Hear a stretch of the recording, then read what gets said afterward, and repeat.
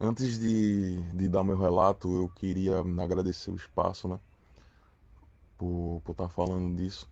Não só por mim, porque eu já saí, né, do, do inferno no qual eu vivia, mas é muito mais para ajudar as pessoas que estão passando por isso, né? E é muito difícil sair, muito, muito difícil, porque por N motivos, né? Sobretudo quando você tem sentimentos pela pessoa e também porque essas pessoas tendem a viciar você pelo sexo. Então, nas primeiras semanas que eu saí, eu senti real abstinência de sexo com essa pessoa, muita abstinência. E a minha terapeuta falou que isso era normal e me explicou tudo que eu tinha para explicar. Não tem jeito, você se envolver com uma pessoa dessa, você vai ter que fazer tratamento. E eu tô falando de envolvimento não só de relacionamentos, né, afetivos, mas amizade, é, seja uma pessoa da sua família, enfim, é uma bomba relógio, pessoas com borderline. Então, antes de dar o relato, eu queria dar alguns dados importantes, porque eu fui estudar muito sobre isso, né, porque eu passei 8 anos do lado dessa pessoa e eu nunca tinha ouvido falar em borderline e tal. Eu não entendia muito, porque quando você está dentro da coisa, você não consegue entender muito bem o que é que está acontecendo, entende? Na verdade, eu passei a maior parte desses anos me culpando, né, de que as atitudes que ela estava tomando eram por pequenos erros que eu tinha cometido, né? Sendo que foram 8 anos, né? Erros vão ser cometidos, né? Ninguém como é que se diz? Tá livre de errar, né? A gente erra, mas ela me fazia sentir muito culpado. E isso foi uma carga psicológica absurda, vocês não têm ideia. Mas antes de falar sobre isso, eu queria falar sobre esses dados, né? Da infância dela e da adolescência, porque batem muito com o que eu estudei sobre borderline, né? Inclusive eu descobri o Vink de óculos nas minhas pesquisas, né? Tanto encontrei o Vink de óculos, como encontrei o canal da Lauren, que para mim foram duas pessoas que tratam do assunto sem ser romantizado, né? Porque as pessoas falam muito assim do borderline, como, ah, não, mas eles amam demais e tal, e sofrem com isso. Mas pode ter certeza que a pessoa que convive sofre muito mais do que elas, certo? Então vamos lá para os dados. Na infância teve a questão do abuso, né? Abuso sexual. E teve também a questão do desespero, né? Do medo do abandono. Como é que eu posso dizer? Um exemplo clássico dessa pessoa. Por exemplo, a mãe dela ia, sei lá, comprar pão e dizia: filha, daqui a pouco eu volto, só vou aqui na venda comprar pão e volto. Quando a mãe dela voltava, ela tinha destruído toda a caqueira as caqueiras de planta, tinha jogado as areias das plantas pela casa, não sei o que, e chorava desesperadamente, né? E na adolescência dela, ela teve como se fosse um distúrbio sexual, porque ela se envolvia com homem, com mulher, ela bebia muito, enfim. Eu não sei se ela usava drogas, isso aí ela nunca me falou não, mas ela bebia muito e, enfim.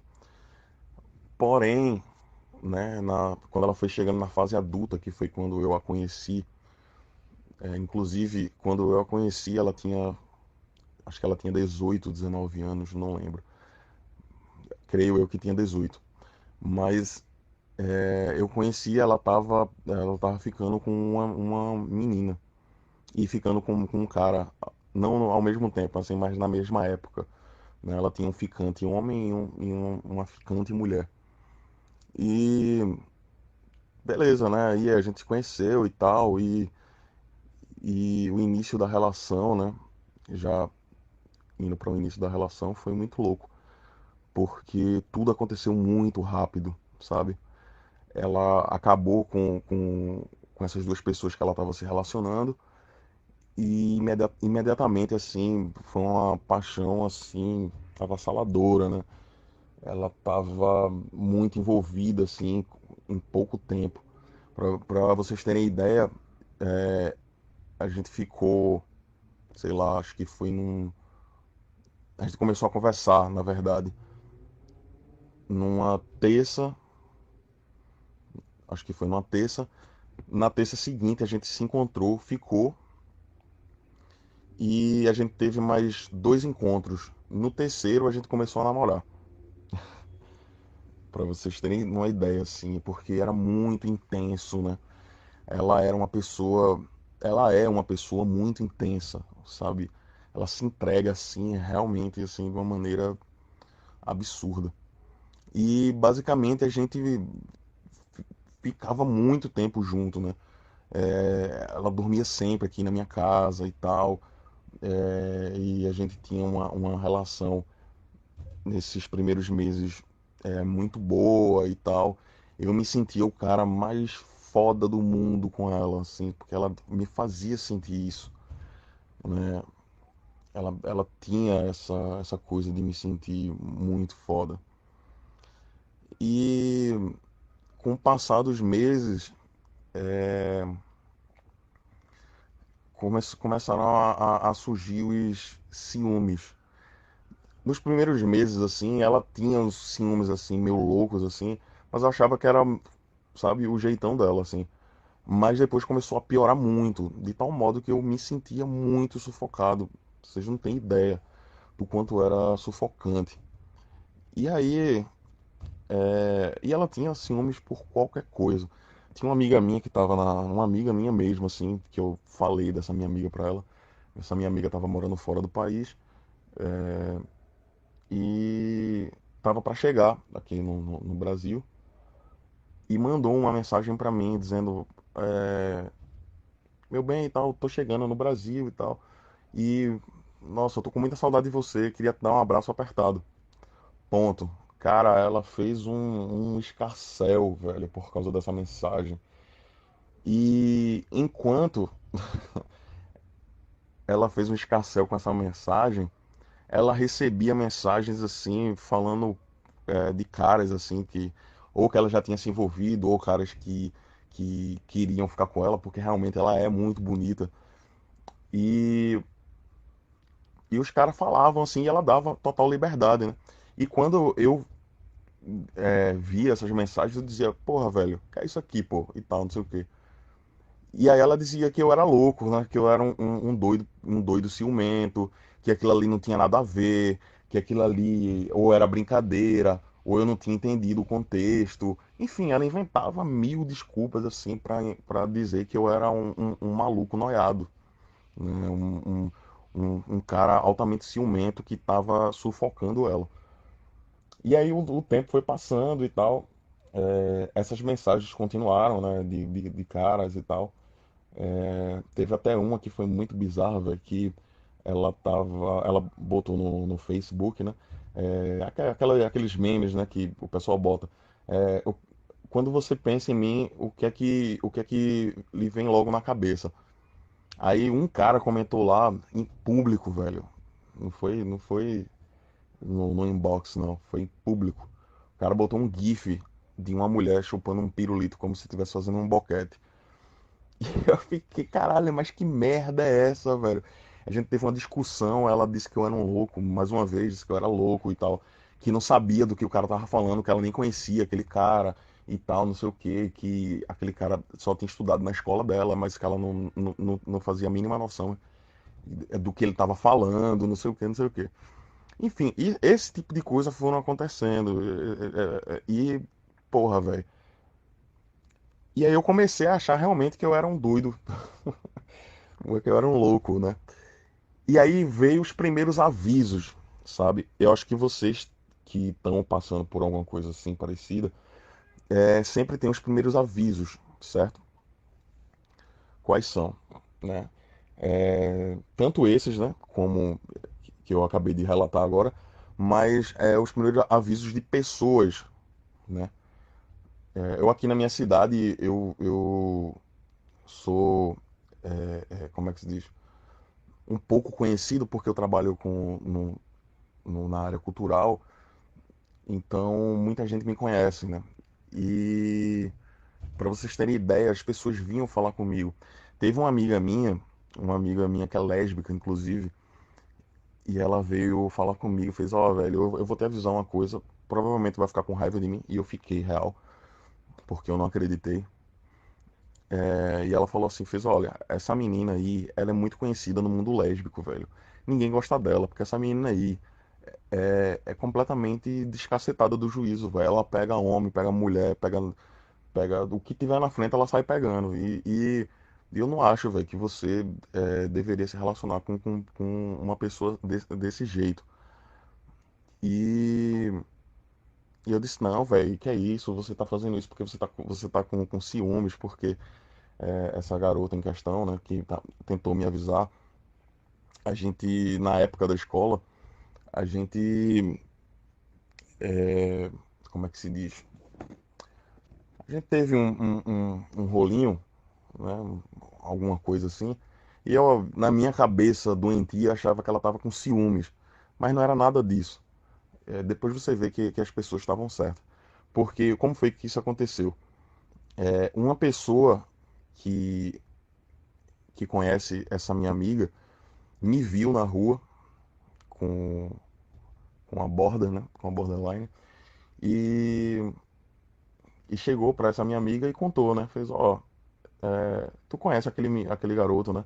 Então, não sei o que. Ela falou, não conheço, ele é meu amigo e tal, não sei o que.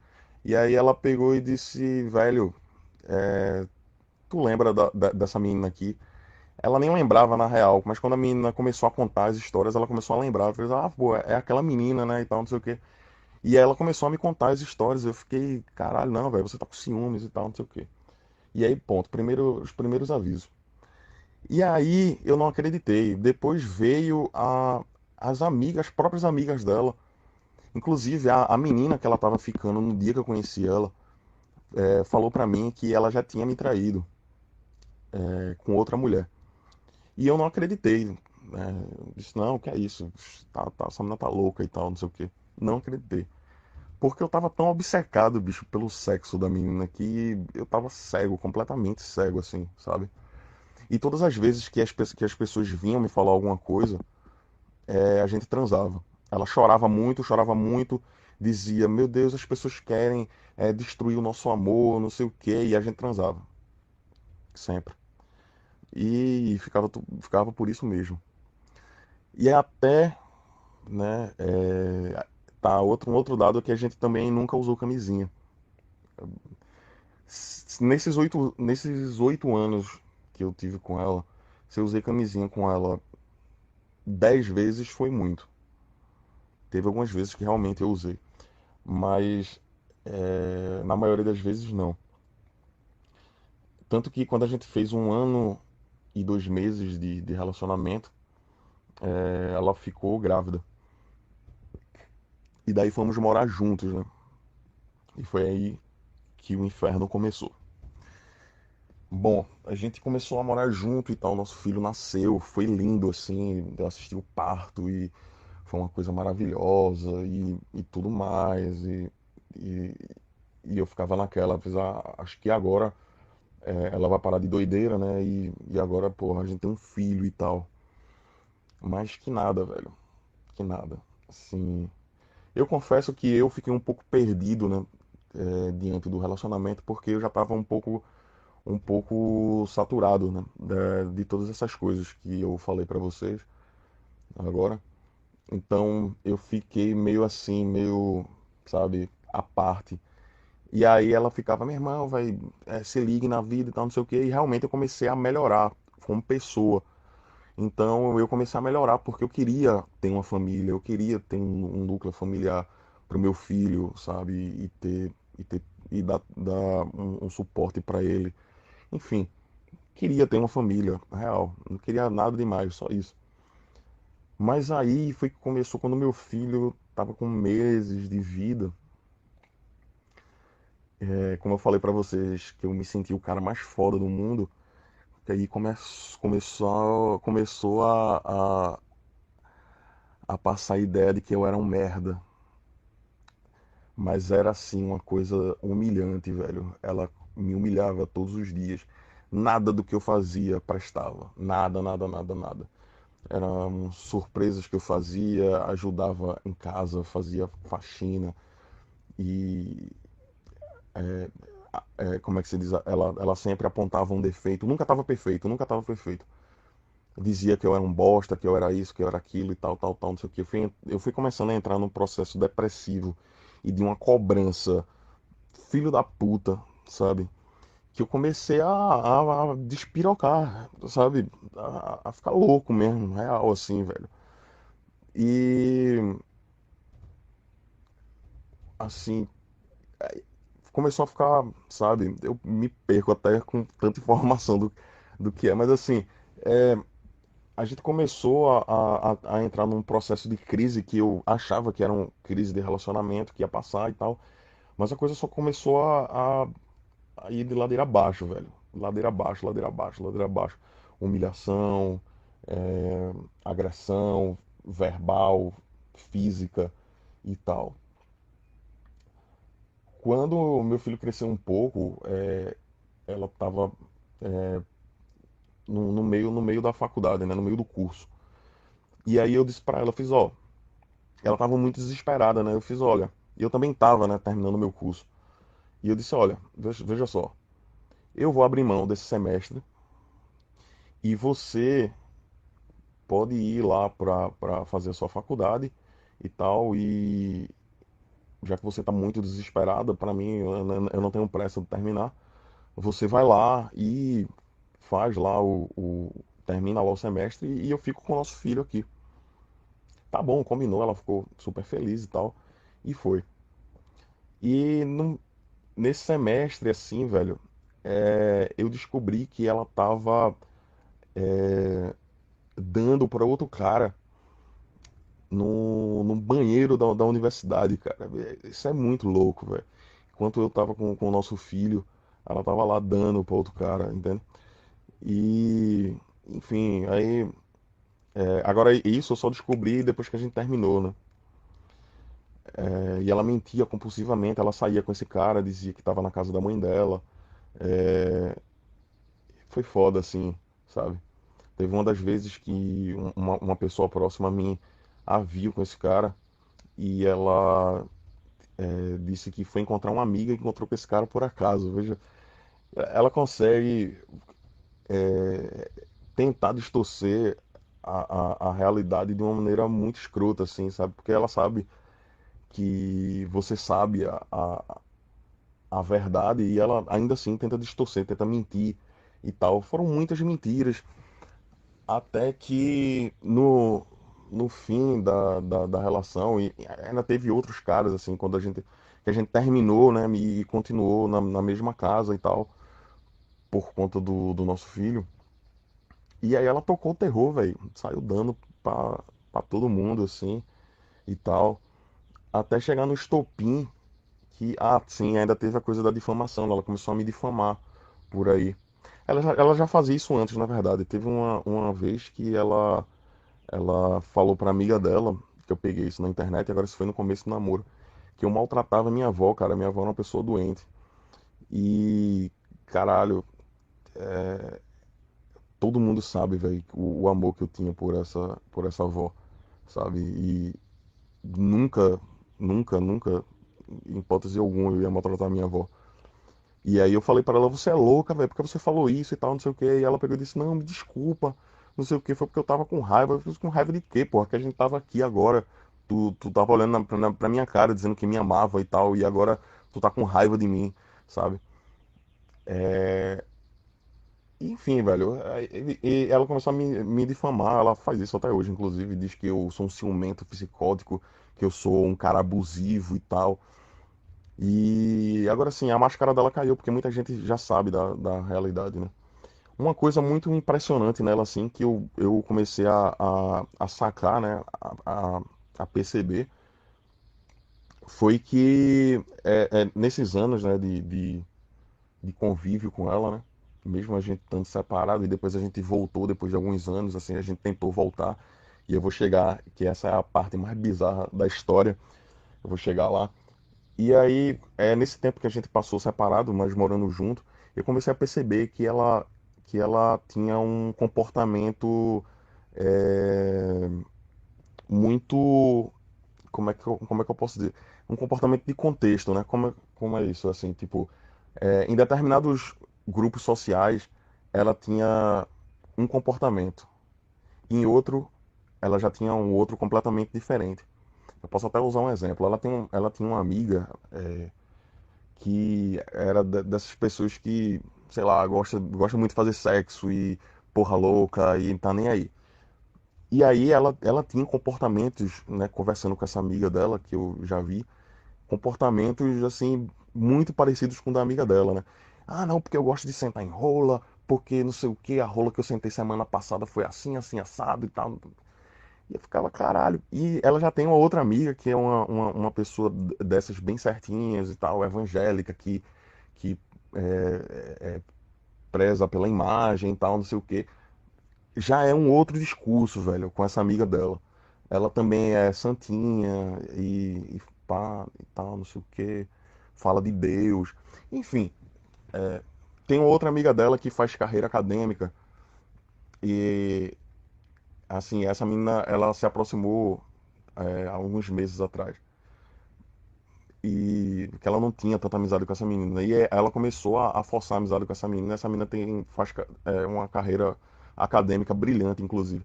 Mas, mas ela, né, a pessoa, a minha ex-companheira, ela nunca quis fazer carreira acadêmica, né? Até porque é uma pessoa que lê um livro por ano não pode fazer carreira acadêmica, né? Mas agora ela tá decidida a fazer carreira acadêmica, velho. Porque a menina faz, tá ligado?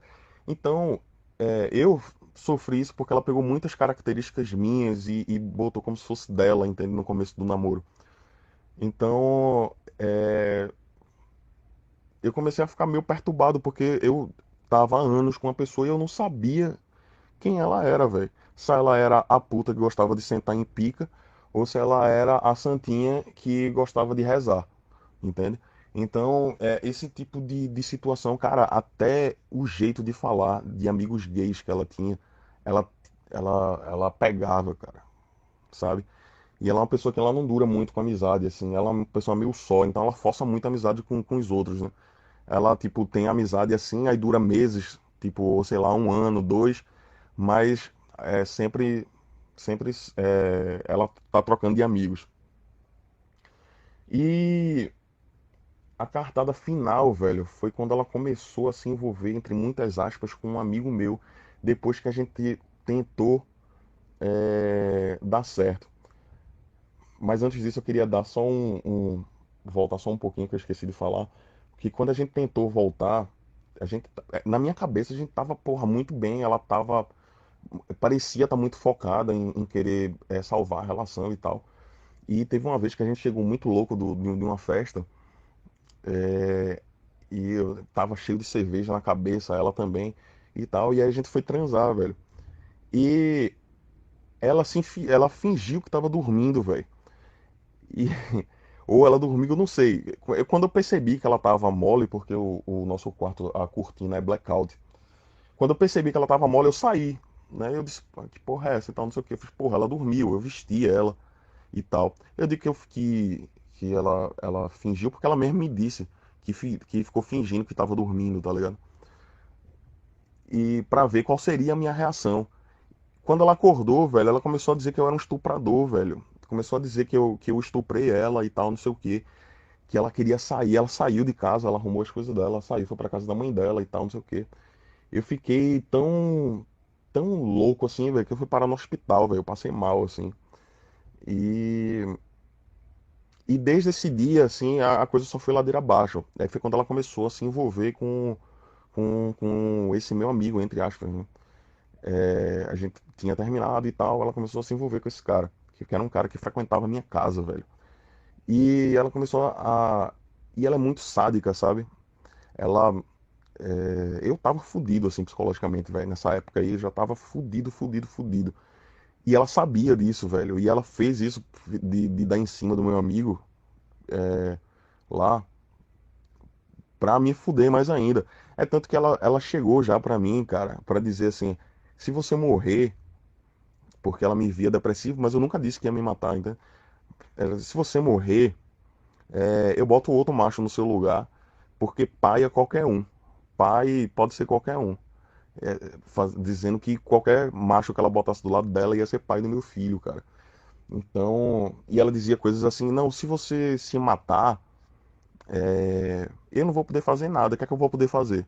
Porque ficar culpada eu não vou ficar me sentindo culpada, né? Porque eu não tenho responsabilidade nenhuma com você. Então, era esse tipo de discurso, né?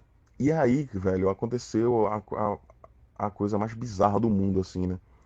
Que foi quando ela disse: ó, eu vou lá na casa da minha mãe, que eu vou. Isso a gente separado já, né? Ela já tava ficando com esse meu amigo. Eu não sabia, né? Eu só descobri depois dessa merda que eu vou contar agora. Eu disse: não, beleza e tal, não sei o que. Ela fez: e eu nem sei se eu volto. Eu fiz: tudo bem. Eu já tava meio puto, velho, com tudo. E E ela realmente saiu e deixou o nosso filho aqui. Ela saiu de 5 e pouca da manhã.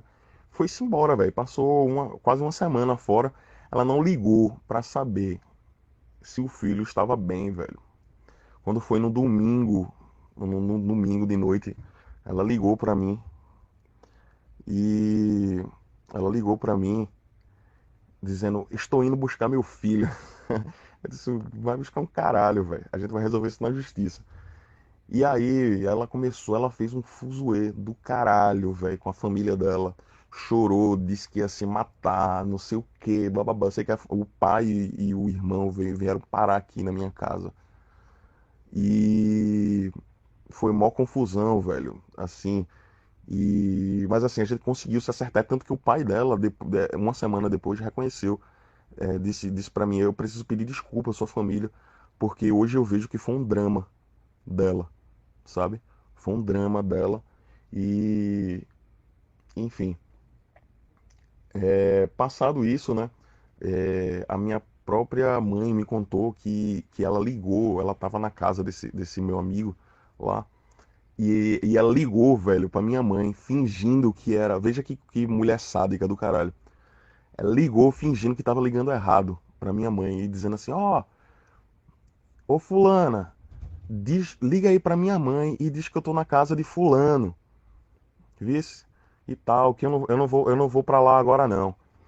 Ela sabia que estava ligando para minha mãe, porque o número da minha mãe é inconfundível, velho. O número da minha mãe tem um determinado número que ele se repete assim, muito, né, no número dela, no número do telefone. Então é inconfundível, assim, se tem um número que é inconfundível é o número da minha mãe. E a minha mãe me falou, né, quando ela saiu, né, de casa, que ela sumiu. A minha mãe veio até a mim e contou, né? E disse: olha, isso aconteceu, ela tá com outro e tal, tal, tal. E aí, velho, foda, é foda. Depois que ela saiu, velho, foi massa, assim, pra mim, foi meu libertador, sabe? Eu entrei numa terapia porque eu tava todo fodido psicologicamente. Entrei numa terapia nossa, hoje eu tô muito melhor. Mas assim, as coisas continuam acontecendo, cara. Por exemplo, a gente tem guarda compartilhada, né? Então, semana. Isso aconteceu semana retrasada. Não, semana retrasada não. Sei lá, foi uma semana dessa aí que eu não lembro muito bem. Mas a única rede social que eu tenho ela é o WhatsApp. E eu só tenho porque eu preciso falar com meu filho, né? Enquanto ele tá lá. E aí, ela veio buscá-lo e eu ia viajar, né? E aí ela veio buscá-lo e eu disse, pô, eu queria vê-lo, né, antes de viajar. Ela já adiantou que não dava pra ver e tudo mais. Eu disse, não, tudo bem, você tá no seu tempo, né, de ficar com o menino, tudo bem, não tem problema. Cara, ela deletou o WhatsApp, velho, que era a única rede social que eu tinha pra falar com meu filho. Então eu tinha que ficar mandando SMS pra ela poder ligar pra mim, né?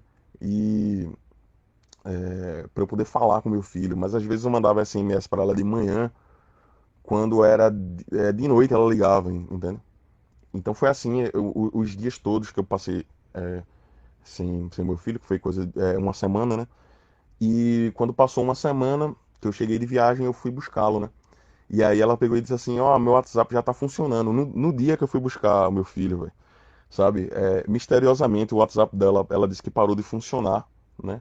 No dia que ela foi buscar e voltou a funcionar quando eu fui buscar meu filho, né? Ou seja, porque ela queria falar com ele, né, enquanto ele estivesse aqui. Cara, isso é muito bizarro, velho. Aí ela disse que deletou porque tava dando bug, sabe? Tudo mentira, sabe? Tudo mentira. Então, eu acho que eu já falei demais. Acho que deu aí pra vocês entenderem mais ou menos o que é. Velho, o conselho que eu dou pra fechar o áudio é: não caiam no vitimismo dessa gente. Eles usam de tudo pra convencer vocês. Usam de tudo, de sexo, de choro, de drama pra dizer que vai se matar, de tudo. Então, aprendam a se proteger disso, aprendam a se blindar disso e aprendam a se sair, sabe? Contato zero, velho. Se você não tem filho com borderline, se você não tem filho, contato zero, velho. Delete de tudo, esqueça que essa pessoa existe, entende? É esse o conselho que eu dou e muito obrigado.